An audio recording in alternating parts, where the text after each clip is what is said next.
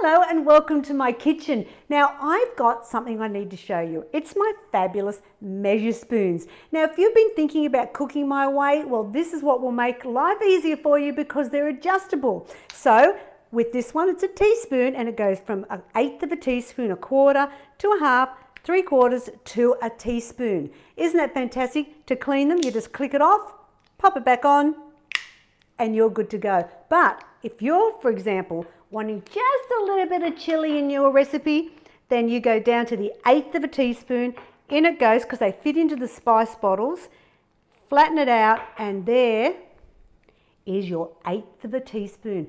I know, it's fabulous, but there's more. With the tablespoon, it goes down from a teaspoon, 1 1/2, 2 teaspoons, 2 1/2, and a tablespoon. And that's the 15 ml that I use in all my recipes.